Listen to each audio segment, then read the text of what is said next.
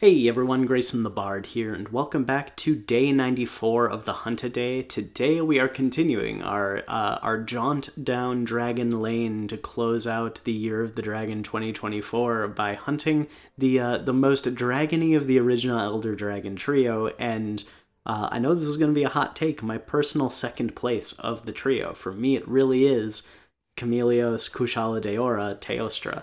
I love all three of them, but Teostra, he's just okay. He's fine. I really like some aspects of him, but for the most part, I like what Chameleos and Kushala Daora do a little bit better. Let's talk about why. I really like Kushala Daora. He is a big, windy, ice-themed dragon with a cool color palette in, silver black with like a little bit of red, like rust dusted in. The fact that he is a metallic dragon, too, really baller to me. I think that's awesome. I think it's neat. But really, it comes down to the fact that it is styled after Ice and Wind. It is very much like Blizzard-centric. And as mentioned before, I was born in Minnesota in February in the middle of a snowstorm. So me and the cold and wind have an understanding. I love winter. I love snow. I love the cold. In the frozen Midwest winters of negative 40 degrees, I still sleep with a fan on to let you know how deep the ice runs through my veins. And so Kushala Daora, because of its control of ice and wind, has a very high place on the shelf for me. In terms of design aesthetics, I really can't say a whole lot about it besides it's a metal dragon. It is a very standard looking dragon, not doing a whole lot. Like Chameleos has the very goofy face and the chameleon look. Teostra has the manticore kind of aesthetic with the lion's face and the mane and the horns. And then you got Kushala Daora, who's a steel dragon. Cut, print, need I say more? And you can't beat perfection. There's a lot to be said about over-design complaints in Monster Hunter, but at the same time, there's a lot of really good, simply designed monsters that do the job really well, and I think Kushala Daora is 100% one of those. The version we are fighting, because it is the version that I have the most easy access to, is the Monster Hunter Rise Sunbreak Kushala Daora.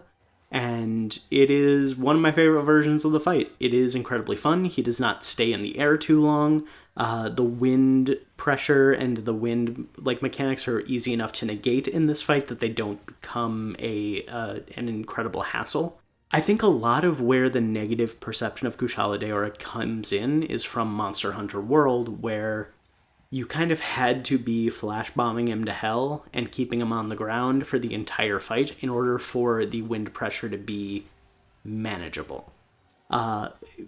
Older generations did a really cool thing where the black wind that knocks you away all the time is always negated if Kushala Daora is poisoned, and Kushala Daora had a very high weakness to poison. Later games in the series took that interaction out, and I don't know why. I wish they would put it back, because it's not in Sunbreak, I know that for a fact. You can still get knocked away by the Black Wind, even if you have Kushala poisoned. And I think that sucks.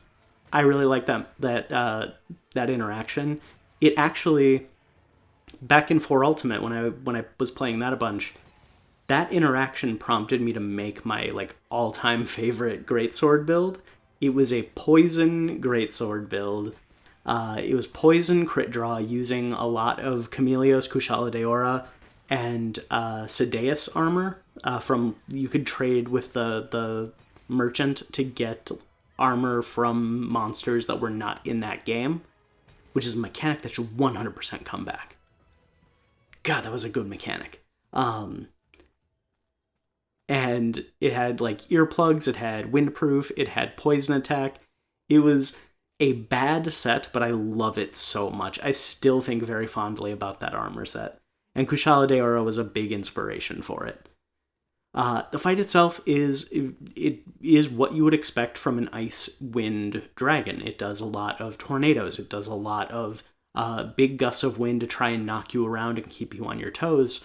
But what I really like about Kushala Daora, especially in Sunbreak, is how physical it is. It is not just like getting out of the way, blasting with tornadoes, and trying to stay away from the hunter. It's getting into the mix. It is like giving you big attack openings. It's giving you like opportunities to dodge and counter it. It's an engaging fight, not just a getting close, he runs away, get back in close simulator.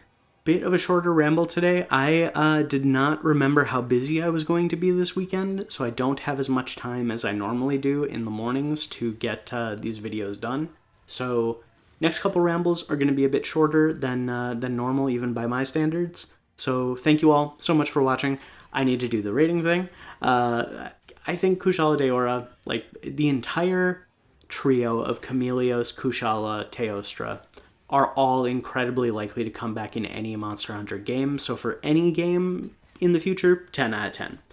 Kushala Daora will be back. He's like one of the like the Kanto Pokemon who will never not be there.